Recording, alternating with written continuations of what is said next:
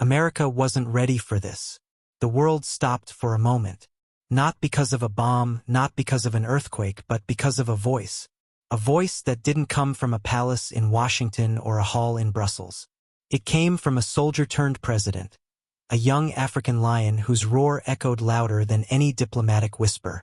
The world paused because, for the first time in recent memory, a global superpower was publicly confronted unapologetically, live, raw, and without a safety net, by a man it never expected, Captain Ibrahim Traoré. He didn't wear a navy blue suit. He didn't speak in rehearsed sound bites. He didn't ask for respect. He demanded it. And President Joe Biden? He wasn't ready. America wasn't ready. This wasn't supposed to happen. The U.S.-Africa Virtual Leaders Summit was meant to be a diplomatic formality. Another carefully staged photo op. Another round of promises about partnership and stability. Everyone had their talking points. Everyone had been briefed. Everyone knew their place. Everyone except Ibrahim Traoré. When his name was called, most of the room didn't flinch. He was new, young, just 36, leading a landlocked country the media barely covered. Most expected polite remarks, calls for aid, maybe a quote about African unity. Instead, Traoré adjusted his mic, looked directly into the camera, and began.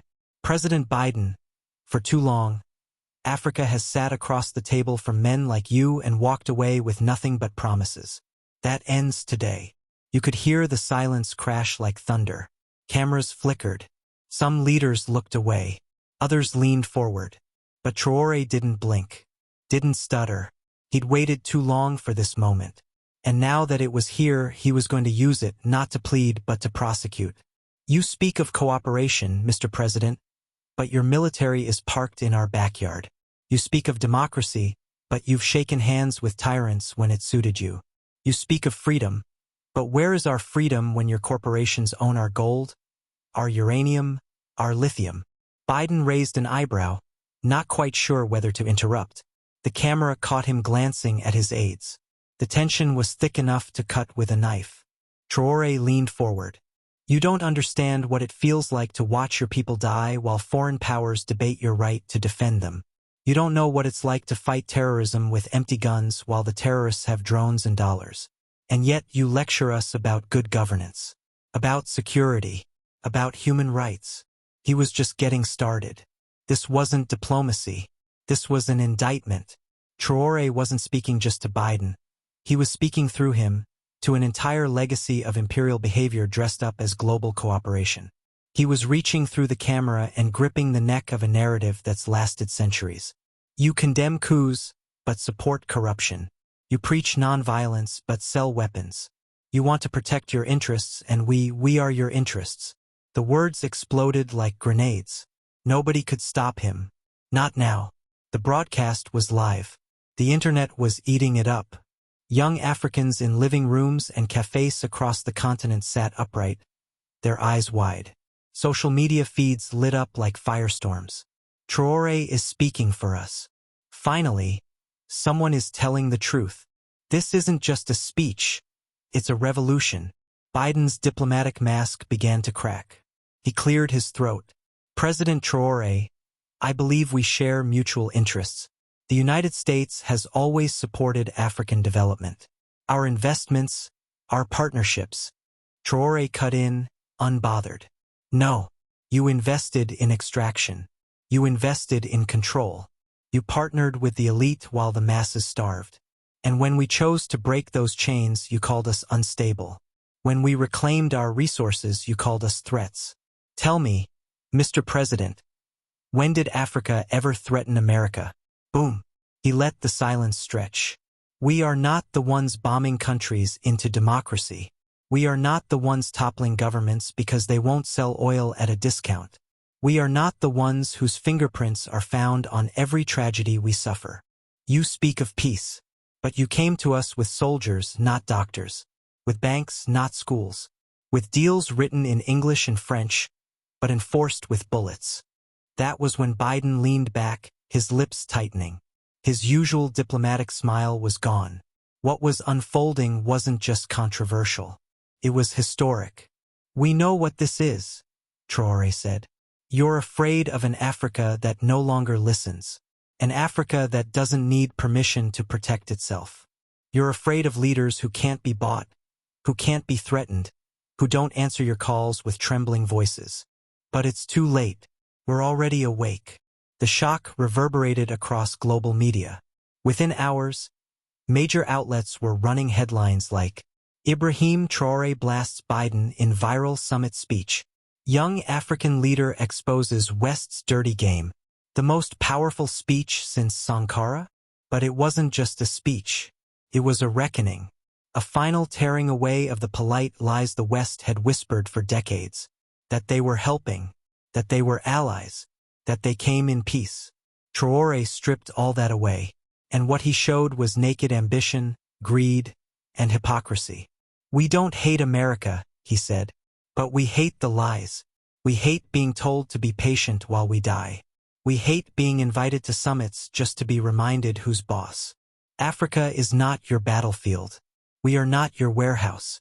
We are not your laboratory. We are a continent with 1 billion hearts beating louder than fear. A continent whose children will no longer carry the chains their grandparents died wearing. And then came the final blow. The line that would be clipped, shared, subtitled, translated, and etched into history. If standing up for my people makes me your enemy, then so be it. Boom. The room froze. Biden didn't respond. He couldn't. Not because he didn't have words, but because any response would have been too little, too late. Because Traoré had already won. Not just the exchange, but the moment. He spoke for every silenced voice. For every buried truth. For every continent told to wait its turn. And by doing so, he did the one thing no African leader had done on such a stage in decades. He forced the most powerful man on earth to listen. America wasn't ready. But ready or not, a new era had begun. And its first battle cry? We will not die quietly. America strikes back. The secret response to Ibrahim Traoré's shocking speech. The broadcast ended, but the war had just begun. Inside the West Wing, it wasn't just silence, it was chaos. National Security Council meetings were called behind closed doors. Phones buzzed like hives. The State Department scrambled to put together a response. Not because of a missile or a cyber attack, but because of a speech. A speech that had hit harder than a drone strike. A speech that had just punched a hole through America's moral high ground. What the hell just happened? That was the question echoing through Washington. But they knew. Deep down, they all knew. Ibrahim Traoré had done the unthinkable. He hadn't just spoken truth to power, he made power look weak. In public. On camera. With no warning, no script, no mercy. Biden had sat there, the leader of the free world, reduced to a man watching the crumbling of an empire he thought was eternal.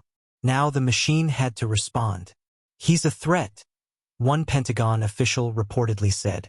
We need to contain this before others follow, said another, because others were already following. Within 72 hours, leaders across Mali, Niger, Guinea, and even parts of the East African bloc began issuing statements of solidarity. Youth-led protests broke out in front of French and American embassies. Placards didn't say, "Death to America." They said something far more terrifying to Washington. We are not afraid anymore. But fear was alive in one place, Washington, D.C. While the media tried to spin Traoré's remarks as reckless, the intelligence community knew better. He wasn't some rogue soldier with a grudge, he was a symbol, a fuse. And now the fire had been lit. So what does a superpower do when it can't stop the message? It targets the messenger. Within days, intelligence channels buzzed with quiet orders. Surveillance on Traoré was intensified. Cybersecurity experts were dispatched to monitor disinformation. Aid reviews were launched. Arms deliveries to Burkina Faso were delayed. And shadowy whispers began to echo through embassies across West Africa. Can Traoré be reasoned with? Can he be isolated? Can he be removed? Because when diplomacy fails, America reverts to muscle memory. Ask Lumumba. Ask Sankara. Ask Gaddafi. This is the game Traoré had stepped into. But here's the twist no one in Washington expected. Traoré wasn't afraid. He knew what came next. He knew the pattern. And he didn't blink. In fact, he made his next move even bolder. 3 days after the summit, Traoré stood in front of a roaring crowd in Ouagadougou. Tens of thousands gathered without state coercion, without propaganda. They weren't forced to be there. They came because they believed. He raised his fist and shouted into the microphone. "Let them come. Let them try. We do not kneel anymore." The crowd erupted. For the first time in modern history, a West African leader was no longer just a politician, he was a movement. And that's when America panicked even more. Because you can sanction a government. You can destabilize a regime. But how do you kill an idea? You don't. So the covert playbook was activated. Step 1. Divide the region. Washington quietly increased military consultations with neighboring regimes more aligned with U.S. policy. Promises were made. Deals were offered. Leverage was bought. Step 2. Smear the leader. International outlets suddenly began publishing investigative reports on Traoré's military past.